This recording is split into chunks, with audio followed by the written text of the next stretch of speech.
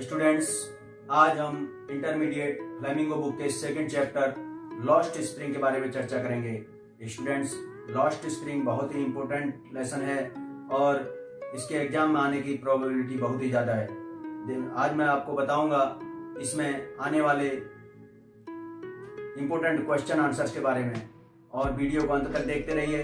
Video के अंत में आपको बताऊंगा कुछ इंपॉर्टेंट कीवर्ड्स जिनका आप अपने आंसर में यूज करने से एग्जाम में अपने आंसर को और ज़्यादा ग्लिटर कर पाएंगे और अच्छे मार्क्स गेन कर पाएंगे। इसके साथ ही साथ वीडियो के अंत में मैं आपको बताऊंगा कुछ इंपॉर्टेंट क्वेश्चंस जिनके एग्जाम में आने की प्रोबेबिलिटी बहुत ही ज़्यादा है। स्टूडेंट्स, इस चैप्टर का नाम है लॉस्ट स्प्रिंग, यानी कि बच्चों का बचपन खो जाता है, और इसको अनीश जंग ने लिखा है। अनीश जंग ने एक बुक लिखी थी जिसका नाम था lost spring the stories of stolen childhood. तो students, lost spring the stories of stolen childhood के में इस अनीश जंग बताती हैं कि किस प्रकार से बच्चों का जीवन गरीबी के कारण खराब हो जाता है। अनीश जंग दो बच्चों के बारे में बताती हैं। एक का नाम साहिब है जो कि दिल्ली के सीमापुरी इलाके में रहता है और रैग पिकिंग का कार्य करता है। रैग पिकिंग का मतलब है कूड़ा बीनना। और दूसरा बच्चा मुकेश है जो कि फिरोजाबाद का रहने वाला है। जैसा कि आप लोग जानते हैं कि फिरोजाबाद चूड़ियां बनाने के लिए प्रसिद्ध है, और वह बताती हैं कि कैसे गरीबी के कारण दोनों बच्चों का जीवन नष्ट हो जाता है। और इसका जो पहला भाग है वो है समटाइम्स आई फाउंड अ रूपी इन द गार्बेज। तो इस चैप्टर के आरंभ में अनीश जंग एक लड़के के बारे में बताती है जिसका नाम साहिब है और जो रोज सवेरे कचरा बीनने के लिए आता है। और साहिब ढाका बांग्लादेश से आया हुआ है, लेकिन वह अपने घर के बारे में अब सब कुछ भूल चुका है। साहिब का पूरा नाम है साहिब आलम, जिसका मतलब है लॉर्ड ऑफ यूनिवर्स, अर्थात पूरे ब्रह्मांड का स्वामी। लेकिन साहिब को इस बात का पता नहीं है कि उसके नाम का मतलब क्या है। जब साहिब कूड़ा बीनने आता था तो उसके साथ उसके कुछ दोस्त भी आया करते थे जिनके पैरों में चप्पल नहीं थी और वे स्कूल भी नहीं जाया करते थे। ये सभी बच्चे वहां पर रोज कचरा बीनने आया करते थे और सुबह सुबह कचरा बीनने आते थे और दोपहर होते होते वहां से गायब हो जाया करते थे। इनके पास पहनने के लिए कपड़े नहीं हैं और इनके पैरों में चप्पल नहीं है। ये सभी लोग दिल्ली से बाहर के एक इलाके सीमापुरी में रहते हैं, और सीमापुरी एक गंदा इलाका है। ये सभी लोग 1971 में बांग्लादेश से रिफ्यूजी के तौर पर इंडिया आए थे, और इनके पास कोई भी परमिट या फिर आईडी नहीं है। इनके पास केवल राशन कार्ड है जिससे ये केवल राशन लेने का कार्य कर सकते हैं। सीमापुरी एक गंदा इलाका है जहां पर अधिकतर रैग पिकर्स लोग रहते हैं, और वहां पर पानी की निकासी के लिए कोई ड्रेनेज सिस्टम नहीं है, और वहां पर पानी की भी प्रॉपर व्यवस्था नहीं है। और ये छोटे बच्चे बड़े होकर अपने पेरेंट्स का कार्य पकड़ लेते हैं और ये भी रैग पिकर्स बन जाते हैं और अपने पेरेंट्स के वर्क को ज्वाइन कर लेते हैं। सीमापुरी के सभी बच्चे कचरा बीनने में बहुत इंटरेस्ट लेते हैं, क्योंकि कचरे से उन्हें कभी कभी कुछ कॉइन्स भी प्राप्त हो जाते हैं और कभी कभी कुछ मूल्यवान वस्तुएं भी प्राप्त हो जाती हैं। बच्चों, सीमापुरी के लोगों के लिए कचरा बीनना मजबूरी था, लेकिन छोटे बच्चों के लिए कचरा बीनना एक उत्साह का कार्य था और वो इंटरेस्ट के साथ इस कार्य को करते थे।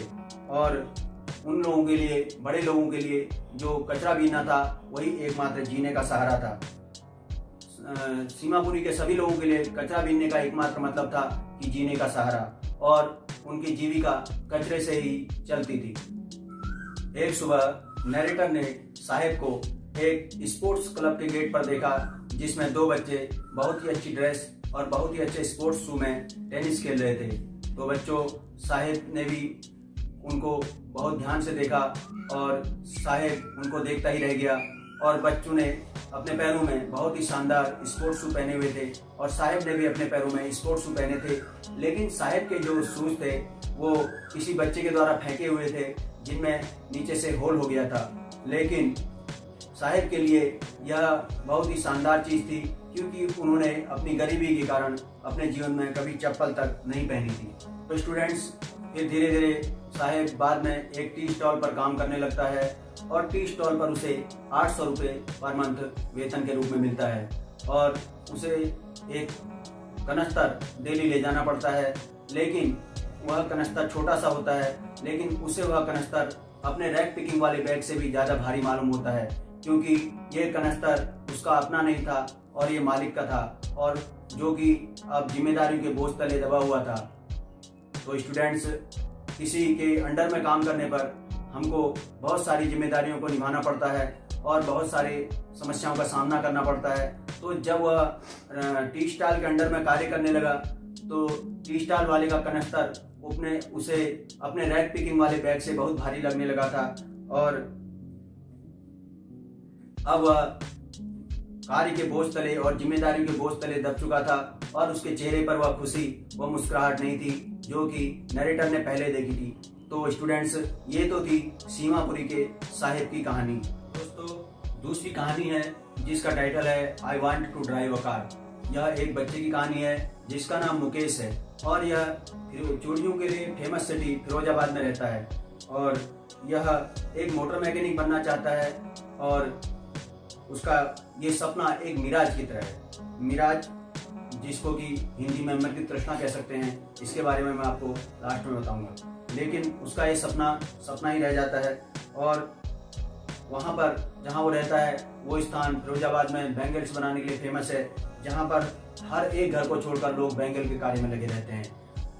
स्टूडेंट्स, वहाँ पर लगभग 20,000 बच्चे रहते हैं जो गैर कानूनी रूप से हाई टेम्परेचर वाली बैंगल बनाने वाली फर्नेस में कार्य किया करते हैं। स्टूडेंट्स, ये लोग बहुत ही बदबूदार गलियों में रहते थे और इनके मकान भी कच्चे झोपड़ी हैं और इनके मकान की जो दीवारें हैं वो भी आधी टूटी हुई है। ये लोग जानवर भी पाला करते हैं और जानवर और इंसानों को एक ही साथ रहना पड़ता है, क्योंकि इनके पास जानवरों के लिए अलग से रहने की जगह नहीं है।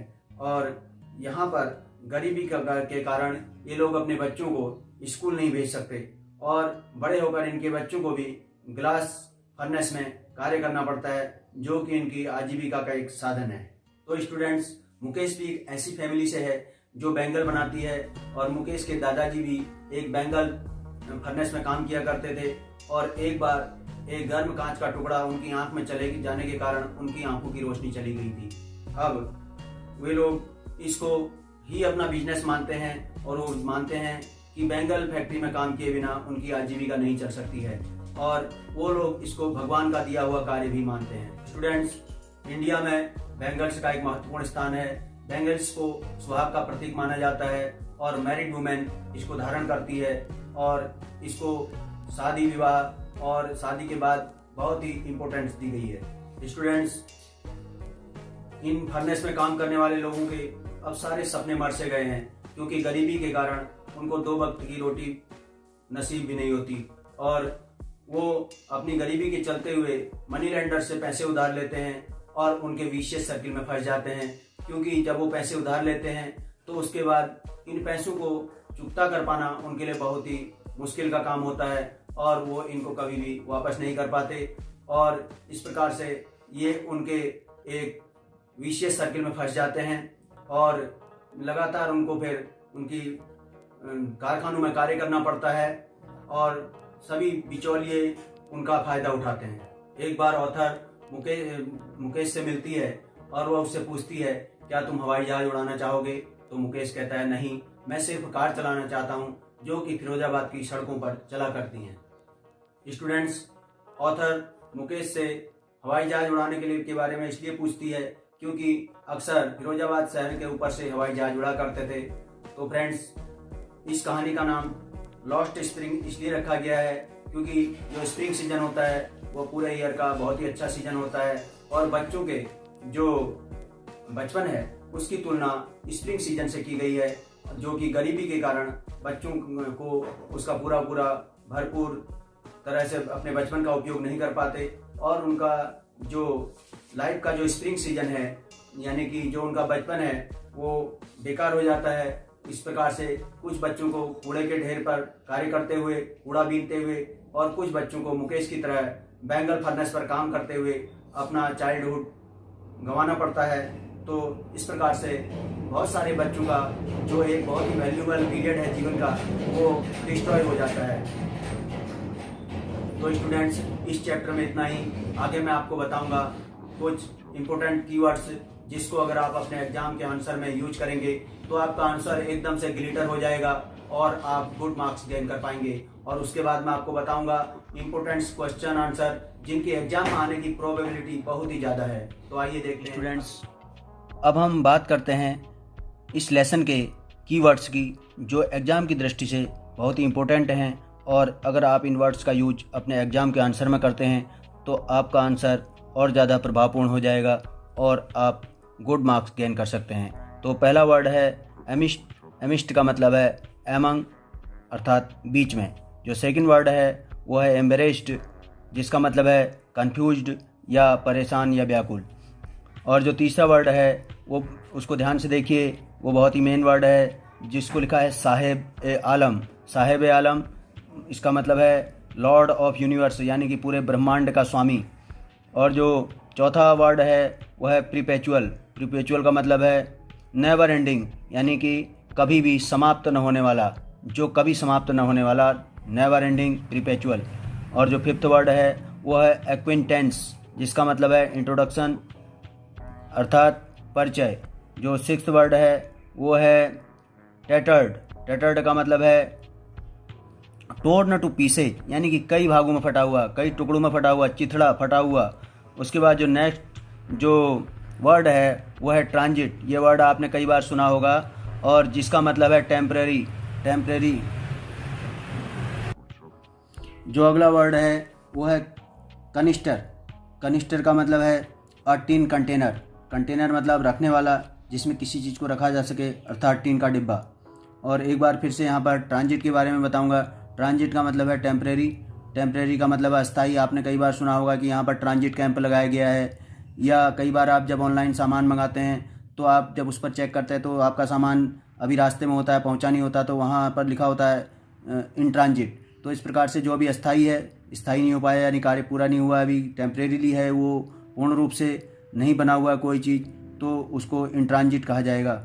और उसका जो वर्ड है अपोजिट वो है ट्रांजिट। ट्रांजिट का मतलब है टेम्परेरी। उसके बाद जो अगला वर्ड है वो है मिरेज। मिरेज का मतलब है हिंदी में मृग तृष्णा, जिसका मतलब है फॉल्स अपीयरेंस। स्टूडेंट्स, आपने कई बार जब आप गर्मी के मौसम में ट्रैवल करते हैं तो आपने रास्ते में देखा होगा कि सड़क पर कुछ दूरी पर देखने पर आपको पानी का सा आभास होता है, लेकिन पास जाने पर देखते हैं कि वहाँ पर पानी नहीं होता है। तो इसको मिरेज कहा जाता है, इसको हिंदी में मृग तृष्णा कहते हैं। जो नेक्स्ट वर्ड है वो है होवेल्स। होवेल्स का मतलब है स्मॉल डर्टी हाउसेज, यानी कि गंदे घर, छोटे छोटे गंदे घर, जैसे कि आप इस स्टोरी में जान चुके हैं। उसके बाद जो लास्ट वर्ड है वो है फर्नेस। फर्नेस का मतलब हर्थ या ग्रेट, यानी कि जिस पर भट्टियाँ, जिस पर फिरोजाबाद में चूड़ियों का काम किया जाता है, उसको उन भट्टियों में जिसमें कांच को पिघलाया जाता है उसको कहा जाता है फर्नेस। अतः मैं समझता हूँ कि इन वर्ड्स को आप लोग यूज करके एग्ज़ाम में इनका अच्छा उपयोग कर अच्छे मार्क गेन कर सकेंगे। स्टूडेंट्स, इसके बाद चर्चा करते हैं जो इम्पोर्टेंट क्वेश्चन आंसर जो कि इस चैप्टर से आ सकते हैं उनके बारे में। जो पहला क्वेश्चन है स्टूडेंट्स वो है is Saheb happy working at the stall, how do you know. इसमें कहा गया है क्या जो साहेब नाम का जो लड़का है क्या वह टी स्टॉल में काम करके क्या खुश है, और आप कैसे जानते हैं कि खुश है या नहीं है। तो इसका आंसर है Saheb which literally means the lord of universe. Literally का मतलब होता है बच्चों सचमुच, और जो साहेब, जिसका साहेब आलम उसका पूरा नाम है, जिसका मतलब है लॉर्ड ऑफ यूनिवर्स, यानी कि पूरे ब्रह्मांड का स्वामी।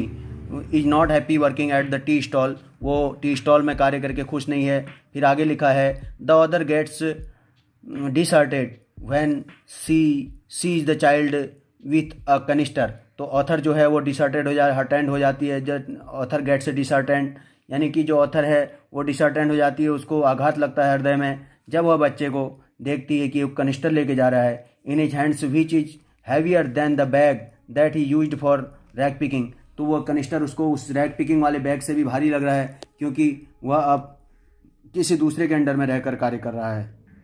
नेक्स्ट क्वेश्चन है why does the author say that the bangle makers are caught in the vicious web. Vicious web का मतलब होता है, वेब मीन्स जाल होता है, और विशियस माने क्रूर जाल में। तो लिखा है, क्वेश्चन पूछता है हमसे, why does the author say that the bangle makers are caught in the vicious web. तो जो बेंगल मेकर्स हैं फिरोजाबाद के, वो विशियस वेब में कैसे ट्रैप हो गए हैं, एक जाल में कैसे फंस गए हैं। तो आंसर देखिए, the author says that the bangle makers are caught in the vicious web because they are not able to form cooperative societies. तो जो ऑथर के बताती हैं कि जो फिरोजाबाद के बेंगल मेकर्स हैं वो विशियस वेब में इसलिए कॉट हो गए हैं, इसलिए ट्रैप हो गए हैं क्योंकि उनमें कॉपरेशन नहीं है, उन्होंने अपनी कोऑपरेटिव सोसाइटी नहीं बना रखी हैं। कहने का तात्पर्य यह है कि उनमें एकता नहीं है, उनमें उनका कोई लीडर नहीं है। फिर आगे लिखा है, for the betterments and are forced to follow and obey साहूकाराज एंड पुलिसमैन्स। तो उनको साहूकार से लोग जिनसे वो है मनी लेते हैं, उनके ओबीडियंट रहना पड़ता है, और पुलिसमैन भी उनको मारते पीटते हैं, पुलिसमैन से भी डर के रहना पड़ता है। इस प्रकार जो है वो इन लोगों के विशियस सर्कल में फंसे हुए हैं। नेक्स्ट क्वेश्चन है, who is Mukesh and what is his dream, कि मुकेश कौन है और उसका ड्रीम क्या है। तो देखिए, Mukesh is a son of the poor Bengal makers of Firozabad में पुअर बेंगल मेकर्स जो है उनका जो सन है Mukesh. He dreamed of becoming a motor mechanic and a car driver. वो कार ड्राइवर बनना चाहता है, मोटर मैकेनिक बनना चाहता है। In fact he insist on becoming his own master, और रियली वो जो है अपना ऑन मास्टर बनना चाहता है, यानी कि अपना मालिक स्वयं बनना चाहता है। जो अगला क्वेश्चन है स्टूडेंट्स, वो है, why could the bangle makers not organise themselves into a cooperative, यानी कि जो बेंगल मेकर्स हैं वो अपने आप को संगठित क्यों नहीं कर पाते, संगठन क्यों नहीं बनाते, कोऑपरेट क्यों नहीं करते एक दूसरे को, कोऑपरेटिव क्यों नहीं हो पाते हैं। तो उसका आंसर है, most of the young Bengal makers have fallen into the trap of the middle man. जो अधिकतर जो बेंगल मेकर्स हैं वो मिडिल मैन यानी जो बिचौलिए हैं उनके फंदे में फंस गए हैं। They are also afraid to police, वो पुलिस से भी डरते हैं। They know that the police will call them up, beat them and drag into the jail. वो जानते हैं कि पुलिस उनको बुलाएगी, पकड़ेगी और जेल में डाल देगी, और जबकि उन्होंने कुछ भी इलीगल नहीं किया है, फॉर डूइंग समथिंग इलीगल, और इलीगल किया नहीं, लेकिन उनके ऊपर इल्ज़ाम लगा देगी कि उन्होंने कुछ इलीगल किया है।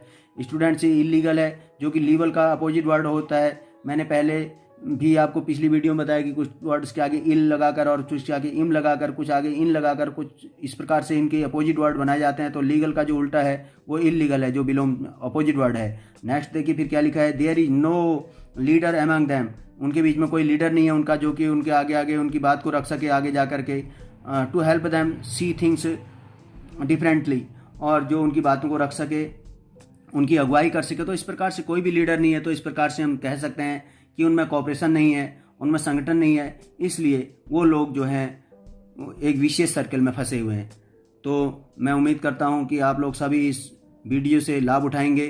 तो स्टूडेंट्स इस वीडियो को शेयर करें, लाइक करें और सब्सक्राइब करें, और बेल आइकन को जरूर प्रेस करें ताकि आने वाली वीडियो की अपडेट्स आप तक तुरंत पहुंच सके और आप इसका लाभ उठा सकें।